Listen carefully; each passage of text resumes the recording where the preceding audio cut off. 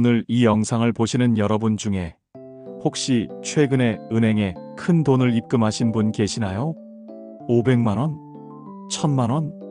아니면 평생 모은 몇 천만 원, 몇억 원? 만약 단돈 100만 원이라도 최근 은행에 넣으셨다면 지금 당장 이 영상을 끝까지 보셔야 합니다.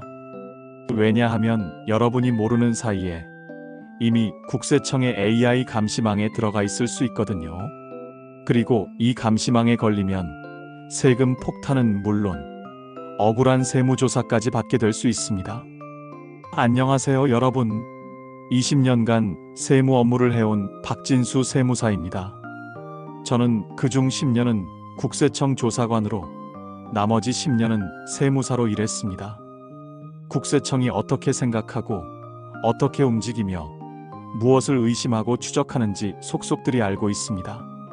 오늘 제가 여러분께 말씀드릴 내용은 여러분의 피땀 흘려 모은 소중한 재산을 지키는 일입니다. 이 영상을 통해 여러분은 국세청의 감시 시스템을 미리 파악하고 단 한 푼의 세금도 억울하게 더 내지 않는 비법을 얻어가실 겁니다. 참고로 본 영상에 등장하는 인물과 사례는 모두 개인정보 보호를 위해 가명으로 설정되었습니다. 하지만 그 내용은 모두 실제 사례를 바탕으로 재구성되었으니 설마 나한테? 라는 생각이 나도 조심해야겠네 라는 경각심으로 바뀌는 경험을 하시게 될 겁니다. 여러분, 혹시 이런 생각 해보신 적 있으신가요? 내 돈 내가 은행에 넣는데 왜 정부가 감시하는 거야? 내가 뭘 잘못했다고 이런 전화를 받아야 해? 얼마 전 60대 한 할머니가 저를 찾아오셨습니다. 눈물을 글썽이시며 이런 말씀을 하시더군요.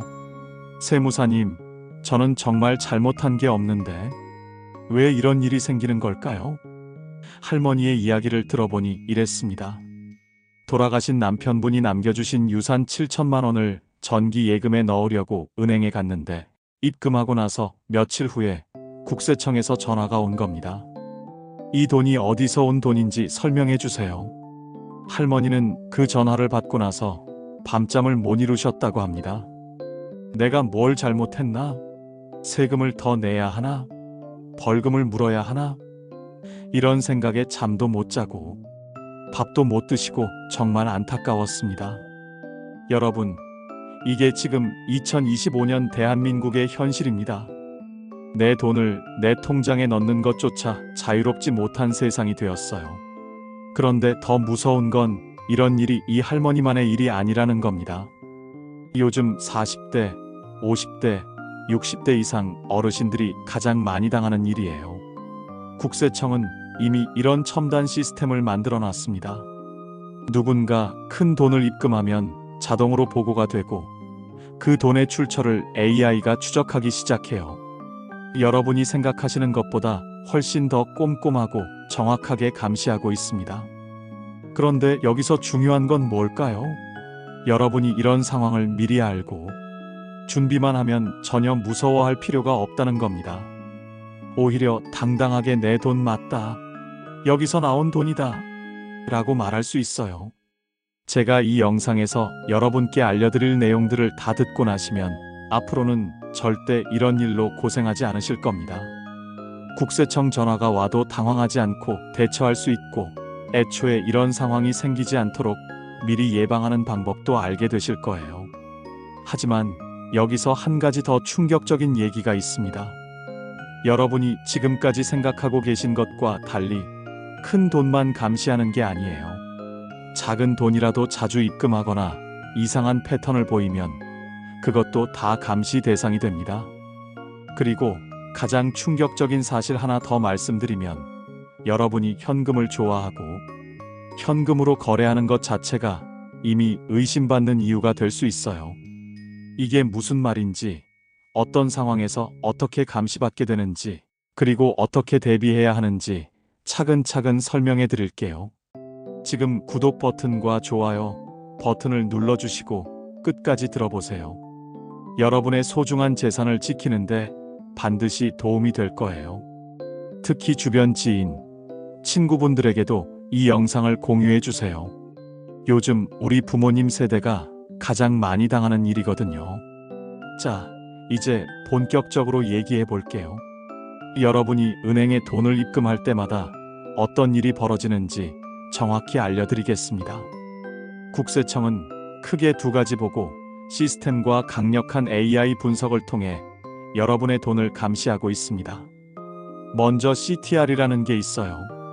이건 현금 거래 보고서라고 해서 하루에 1천만 원 이상 현금을 입금하거나 출금하면 자동으로 국세청에 보고되는 시스템입니다. 여러분이 은행에서 돈을 입금하는 순간 은행 직원이 아무 말 안 해도 컴퓨터가 알아서 국세청에 누가 언제 얼마를 입금했다고 보고해요. 사례 1 50대 이영희 씨는 오랜만에 목돈 1,200만 원을 현금으로 인출해서 은행에 입금했습니다. 며칠 후 국세청에서 전화가 와서 이 돈의 출처가 어떻게 되느냐고 물어봤습니다. 이 씨는 적금 만기된 돈이라고 설명했지만 국세청은 이미 이 씨의 모든 금융 거래 내역을 들여다보고 있었습니다. CTR은 액수가 크기 때문에 바로 국세청의 레이더에 걸리는 직접적인 신호입니다. 그런데 더 무서운 게 STR입니다. 이건 의심거래 보고서라고 해서 금액에 상관없이 은행에서 이 거래가 좀 이상하다고 생각하면 바로 국세청에 신고하는 거예요. 사례 2 60대 박석구 씨는 한 번에 1천만 원을 넣으면 신고된다는 걸 어디서 들었나 봅니다. 그래서 며칠 동안 ATM에서 500만 원씩 나눠서 입금했어요. 총 1,500만 원을 입금했는데 며칠 후에 국세청에서 전화가 와서 이 돈이 어디서 온 돈인지 설명해 달라고 하더군요. 박 씨는 나눠서 넣었는데 왜 걸렸지? 라며 당황했습니다. 여러분, 이게 지금 현실입니다.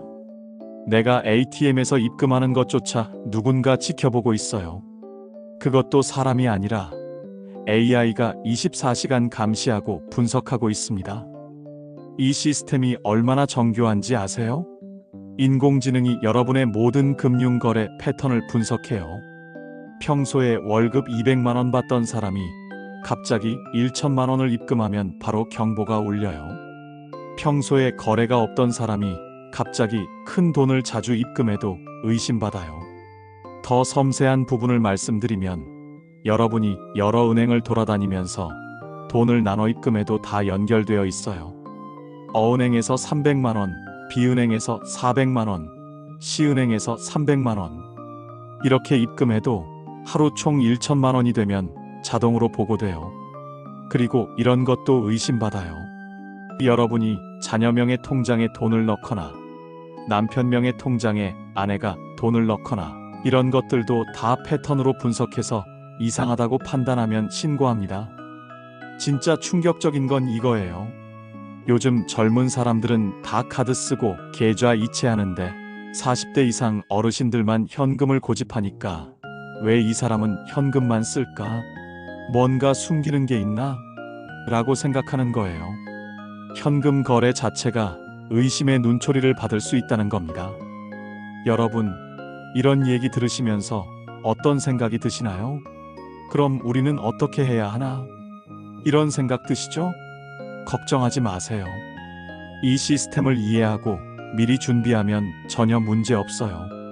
오히려 당당하게 내 돈 맞다, 정당한 돈이다 라고 말할 수 있습니다. 그런데 여기서 정말 중요한 건 뭘까요? 여러분이 어떤 행동을 했을 때 의심받게 되는지 정확히 아는 거예요. 그래야 그런 행동을 피할 수 있고 만약 의심받게 되더라도 미리 준비해서 대비할 수 있거든요. 다음에 제가 말씀드릴 내용이 정말 중요합니다. 혹시 여러분도 이런 행동을 하신 적이 있나요? 거의 모든 40대 이상 분들이 한 번쯤은 해보셨을 거예요. 그런데 이런 행동들이 바로 국세청 감시망에 걸리는 이유가 됩니다. 첫 번째는 돈을 나눠서 입금하는 꼼수입니다. 가장 위험한 행동입니다. 1천만 원을 한 번에 넣으면 신고된다고 해서 500만 원씩 나눠서 이틀에 걸쳐 넣는 분들 많으시죠? 이게 바로 가장 위험한 행동이에요. 국세청 AI는 이런 패턴을 딱 잡아내거든요. 이 사람이 왜 이틀 연속으로 똑같은 금액을 입금하지? 라고 의심하기 시작해요. 오히려 고의적인 분산 입금으로 판단하여 더 큰 의심을 받습니다. 저의 고객이었던 50대 박명진 씨는 부동산 계약금 2천만 원을 현금으로 받았는데 CTR 보고를 피하려고 500만 원씩 4일간 나눠서 입금했습니다. 며칠 후 국세청에서 연락이 왔고 결국 자금 출처 소명에 어려움을 겪었습니다. 두 번째는 소득에 비해 너무 많은 돈을 입금하는 것입니다. AI가 바로 잡아냅니다. 평소에 국민연금 100만 원 받으시는 분이 갑자기 5천만 원을 입금하면 당연히 의심받겠죠. 이 사람 소득은 이런데 이 돈은 어디서 나온 거지? 라고 생각하는 거예요. 여러분의 소득과 재산 규모에 비해 비정상적인 입금은 즉시 포착됩니다. 60대 최영희 씨는 자녀로부터 생활비 명목으로 3천만 원을 받았는데 자신의 연금 소득에 비해 너무 큰 금액이라 국세청에서 증여세 관련 문의를 받았습니다. 세 번째는 갑자기 거래 패턴이 바뀌는 것입니다. AI가 수상하다고 판단합니다. 평소에 한 달에 한두 번 정도만 은행 거래하던 분이 갑자기 일주일에 여러 번 큰 돈을 입금하면 의심받아요. 컴퓨터가 이 사람 평소와 다르게 행동하네라고 판단하거든요. 비정상적인 거래량 증가는 AI의 경고등을 켜게 만듭니다. 70대 정동수 씨는 평생 은행 거래가 거의 없었는데 갑자기 상속받은 토지 매각 대금 1억 원을 여러 계좌에 나눠서 자주 입금하기 시작했습니다. 결국 국세청의 자금 출처 조사 대상이 되었습니다. 네 번째는 다른 사람 명의 통장을 이용하는 것입니다. 증여세 폭탄의 지름길입니다. 이게 정말 많은 시니어들이 하시는 실수예요. 자녀 명의 통장에 돈을 넣거나 며느리 통장에 돈을 넣거나 아니면 친척 통장을 빌려 쓰거나 이런 거 다 감시되고 있어요. 명의만 다를 뿐 실질적인 소유자가 누구인지 AI가 추적합니다. 이는 명백한 명의 신탁 또는 증여로 간주되어 엄청난 세금과 가산세를 물 수 있습니다. 65세 이광호 사장님은 자녀 결혼 준비를 위해 5천만 원을 마련해야 했는데 한 번에 넣으면 신고된다고 해서 자녀명의 통장에 나눠서 입금했어요. 그런데 그것도 다 감시되고 있었고 결국 국세청에서 증여세 조사를 받게 되었습니다. 다섯 번째는 현금만 고집하는 것입니다. 숨기는 돈이 있다고 의심받습니다. 요즘 세상에 카드도 안 쓰고 계좌 이체도 안 하고 현금만 고집하면 이 사람 뭔가 숨기는 게 있나? 라고 의심받을 수 있어요. 투명한 금융 거래가 일반화된 시대의 현금 위주의 거래는 불법적인 자금으로 오인될 소지가 큽니다. 72대 김태진 씨는 평생 작은 식당을 운영하시면서 현금으로만 장사를 하셨어요. 카드 단말기도 없고 계좌 이체도 받지 않고 오직 현금으로만 받으셨죠. 나이가 들면서 매일 현금을 은행에 입금하기가 힘들어지셨고 일주일에 한 번씩 모아서 입금하기 시작했습니다. 한 번에 500만 원, 600만 원씩 입금하셨죠. 그러다가 국세청에서 연락이 온 겁니다. 이 돈들이 어디서 온 돈인지 설명해 달라고요. 김 씨는 식당에서 번 돈이라고 했지만 현금 영수증도 없고 카드 매출도 없고 장부도 제대로 안 써서 증명하기가 어려웠어요. 결국 김태진 씨는 몇 달 동안 국세청과 씨름하면서 정말 힘든 시간을 보내셨습니다. 본인은 성실하게 장사한 건데 그걸 증명하기가 어려웠던 거죠. 여러분, 이런 얘기 들으시면서 어떤 생각이 드시나요? 그럼 우리는 어떻게 해야 하나? 이런 생각 드시죠? 걱정하지 마세요. 이런 상황들을 피하는 방법이 있어요. 그리고 설사 의심받게 되더라도 당황하지 않고 대처하는 방법도 있습니다. 가장 중요한 건 정직하게 하는 거예요. 내 돈이면 내 돈이라고 당당하게 말하고 그 돈이 어디서 온 돈인지 증명할 수 있는 자료를 미리 준비해 두는 겁니다. 지금부터 그 방법을 알려드리겠습니다. 첫 번째, 황금 룰입니다. 모든 돈의 출처를 증명할 수 있는 자료를 준비하세요. 돌아가신 부모님이나 배우자가 남겨주신 유산이라면 상속세 신고서, 재적등본, 가족관계 증명서 등 증명 서류를 준비해 두세요. 땅이나 건물을 팔아서 생긴 돈이라면 부동산 매매 계약서, 등기부등본, 양도소득세 신고서 등 증명 서류를 준비해 두세요. 사업을 해서 번 돈이라면 사업자 등록증, 부가가치세 신고서, 소득세 신고서, 매출 장부 등 증명 서류를 준비해 두세요. 누군가에게 빌린 돈이라면 간단한 차용증이라도 반드시 작성해 두세요. 60대 오윤자 씨는 지인이 사업 자금이 필요하다고 해서 3천만 원을 빌려주셨어요. 몇 달 후에 그 지인이 돈을 현금으로 갚아왔고 오윤자 씨는 그 현금을 은행에 입금했습니다. 국세청에서 이 돈이 어디서 온 돈이냐고 물어보자 오윤자 씨는 지인이 빌려간 돈을 갚아온 거라고 설명했지만 구두 약속이라 제대로 된 차용증이 없었어요. 결국 국세청에서는 대출이었는지 확인하기 어렵다고 했고 오윤자 씨는 몇 달 동안 증명하느라 고생했습니다. 차용증 하나만 있었어도 이런 고생은 하지 않았을 겁니다. 두 번째 황금 룰입니다. 의심받는 행동들을 미리 피하세요. 돈을 나눠서 입금하지 마세요. 다른 사람 명의 통장 쓰지 마세요. 갑자기 거래 패턴을 바꾸지 마세요. 현금보다는 계좌 이체를 생활화하세요. 세 번째 황금 룰입니다. 국세청에서 연락이 와도 당황하지 말고 올바르게 대응하세요. 국세청과 대응할 때 절대 하면 안 되는 실수 7가지를 알려드리겠습니다. 첫 번째는 얼떨결에 거짓말하는 것입니다. 모르겠어요. 또는 그냥 있던 돈이에요 라고 대답하면 오히려 더 의심받습니다. 모르면 모른다고 정직하게 얘기하고 시간을 달라고 하세요. 두 번째는 무조건 인정하는 것입니다. 이거 탈세 아니에요? 라고 하면 바로 네, 그런가요? 그럼 세금 낼게요 라고 인정하지 마세요. 내가 정말 잘못했는지 먼저 확인해 보세요. 셋째는 전문가 없이 혼자 응대하는 것입니다. 국세청과 대화하는 건 일반인이 하기에는 너무 어렵습니다. 법적인 내용이 많이 나오거든요. 반드시 세무사나 변호사 또는 세무사와 상의하세요. 넷째는 과도한 자료 제출입니다. 국세청에서 자료를 요구하면 관련 없는 자료까지 다 내주시는 분들이 있어요. 그러면 오히려 더 많은 걸 조사받을 수 있습니다. 꼭 필요한 자료만 내주세요. 다섯째는 급하게 세금 납부하는 것입니다. 세금 내야 할 것 같다고 하면 바로 세금부터 내려고 하지 마세요. 정말 낼 세금이 맞는지 먼저 확인해 보세요. 여섯째는 전화만으로 처리하려는 것입니다. 중요한 얘기는 반드시 서면으로 받으세요. 나중에 그런 얘기 안 했다고 하면 증명하기 어렵습니다. 일곱째는 감정 폭발입니다. 내가 뭘 잘못했다고 이런 취급을 하느냐고 화를 내시는 분들이 있어요. 그러면 상황이 더 안 좋아집니다. 차분하게 대응하세요.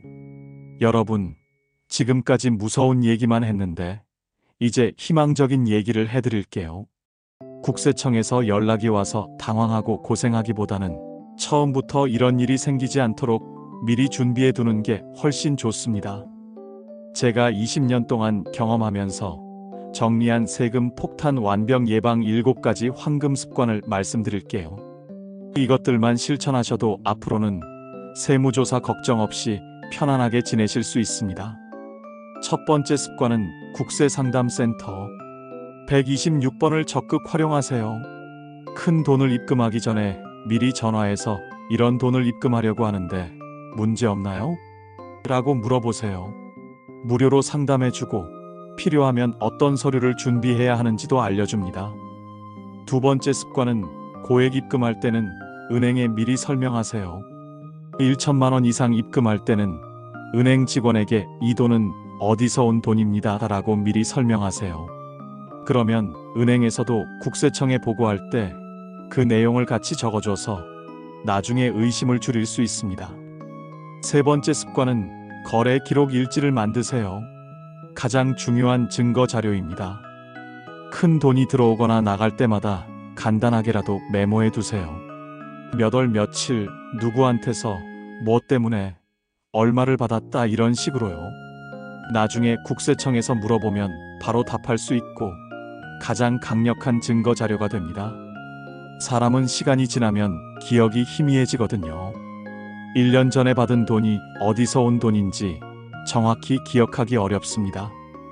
하지만 그때그때 메모해두면 나중에 쉽게 찾을 수 있습니다.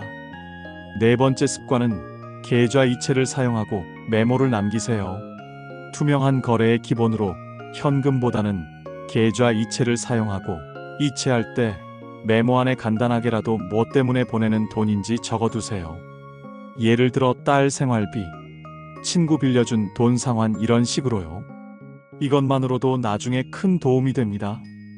다섯 번째 습관은 현금 영수증을 무조건 챙기세요. 소득 증빙의 필수이며 어디서 뭘 사더라도 현금 영수증을 꼭 발급받으세요. 나중에 이 돈을 어디에 썼는지 증명할 때 필요합니다. 특히 현금 위주로 장사하시는 분들은 반드시 현금 영수증 발행을 생활화해야 합니다. 여섯 번째 습관은 6개월에 한 번씩 거래 내역을 점검하세요. 통장 거래 내역을 보면서 혹시 이상해 보이는 거래는 없나 체크해 보세요. 그리고 큰 거래들은 증빙 서류가 있는지 확인해 보세요. 마치 건강검진을 받듯이 내 돈의 흐름도 주기적으로 점검해야 합니다. 일곱 번째 습관은 세법 사전 답변 제도를 신청하세요. 미리 확인받는 안전장치이며 이건 좀 어려운 얘기일 수도 있는데 큰 거래를 하기 전에 국세청에 미리 이렇게 해도 되나요? 라고 물어보는 제도예요. 서면으로 답변을 받을 수 있어서 나중에 문제가 생겨도 그 답변서를 근거로 당당하게 주장할 수 있습니다. 이 7가지 습관 어렵지 않죠? 하나하나는 간단한 일들이에요. 하지만 이런 작은 습관들이 모여서 여러분을 큰 문제로부터 지켜줄 수 있습니다. 여러분, 오늘 제가 말씀드린 내용들 어떠셨나요? 세금은 피하는 게 아니라 미리 알고 준비하는 것입니다. 숨기려고 하면 더 큰 문제가 생겨요. 하지만 정직하게 하고 미리 준비하면 전혀 무서울 게 없습니다. 지금은 모든 금융 거래가 AI에 의해 감시받는 시대라는 걸 아셔야 합니다. 의심받는 행동들을 피하고 미리 준비하셔야 합니다. 만약 국세청에서 연락이 와도 당황하지 말고 올바르게 대응하셔야 합니다. 그리고 평소에 좋은 습관을 기르시면 이런 문제를 완벽하게 예방할 수 있습니다. 내가 힘들게 모은 돈, 괜히 세무조사로 날아가는 일 없어야죠. 피하려고만 하지 말고 알고 준비하면 얼마든지 안전하게 지킬 수 있습니다. 저는 앞으로도 여러분의 소중한 재산을 지키는데 도움이 되는 정보들을 계속 전해드리겠습니다. 오늘 영상이 유익하셨다면 여러분의 통장을 지키는 첫걸음으로 지금 바로 구독 버튼을 눌러주세요. 그리고 좋아요와 알림 설정까지 꼭 해주셔서 다음 영상도 놓치지 마세요. 영상을 보고 느낀 점들이나 궁금한 점이 있으시면 언제든지 댓글로 남겨주세요. 제가 직접 확인하고 답변해 드리겠습니다. 오늘도 건강한 하루 되세요. 긴 시간 동안 제 얘기를 들어주셔서 정말 감사합니다.